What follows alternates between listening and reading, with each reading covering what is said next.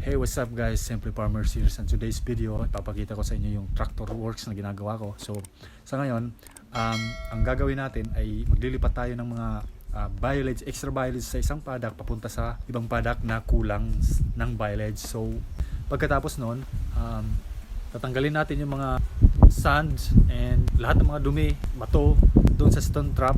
So yun, lilinisin natin yon para ready na siya sa milking season na susunod. Okay, tara.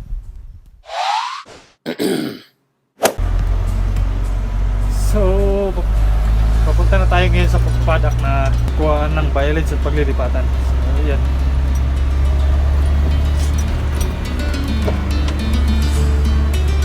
So ayan, nakikita nyo yung mga baka. So ayan sila, grupo-grupo. Ayan, ito dito sila. Dalawang grupo yan. Yung isa pa punta doon sa dulo, yung isa naman ito.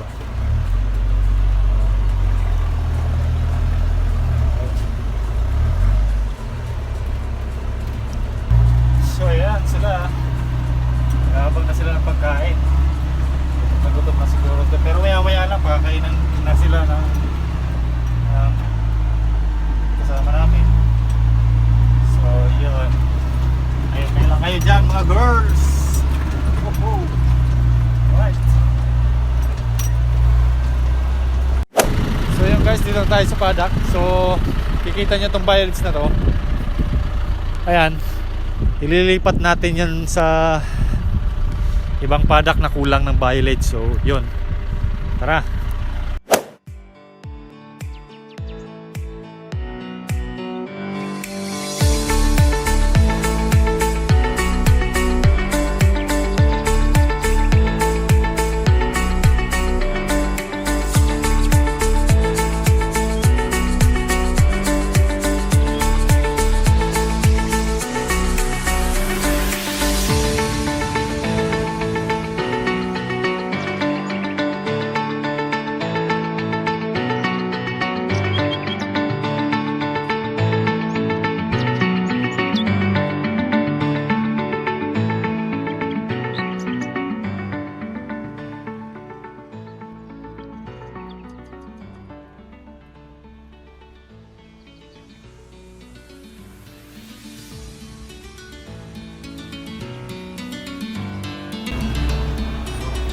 Ilog.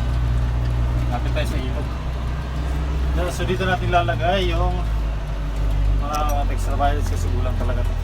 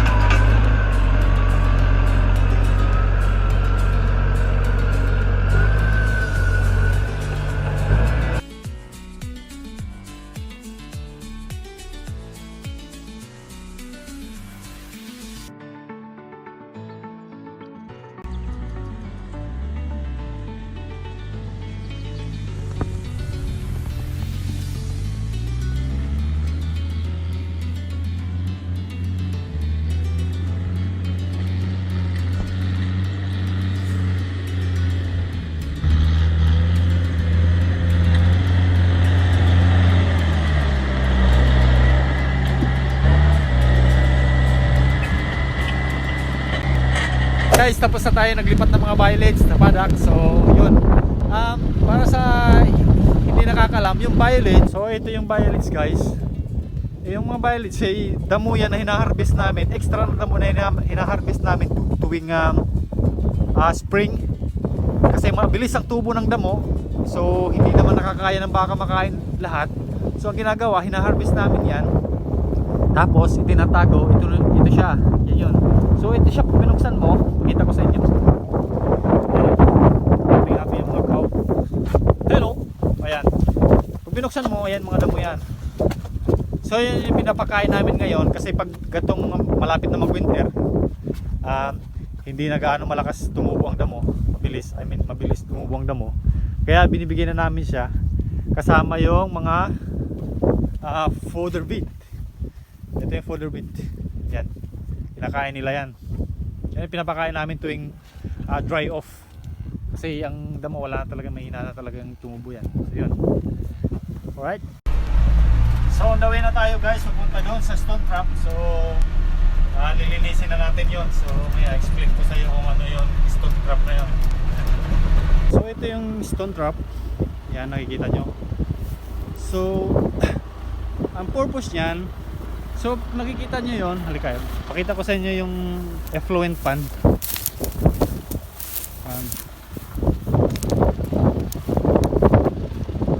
So ito yung effluent pond. So dito na natin nilalagay yung lahat ng mga dumi na galing sa shit.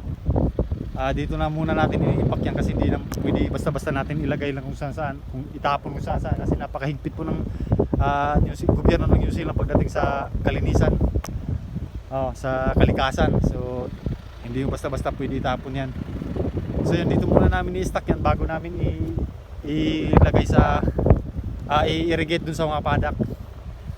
So yun ang purpose naman yan. So ang purpose naman itong stone trap, so lahat ng mga solidong bagay na dumadaloy dito, tinatrap niya yan. Kaya ang gagawin natin yan, tatanggalin natin. Nagpalit ako ng ito yung implement. Bakit na ngayon dala-dala ko? Kasi tatanggalin natin yung mga bato, lupa, lahat, para maging malinis na siya, para tuloy-tuloy ang daloy papunta doon sa effluent pond.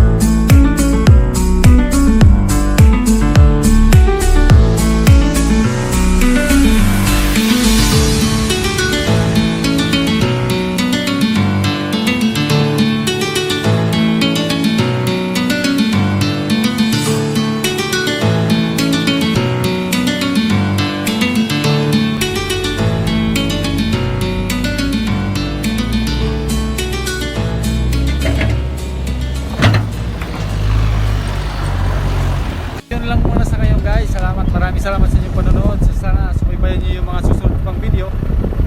Marami pa ako ipapakita sa inyo mga ginagawa namin dito sa farm. So maraming salamat. Ingat.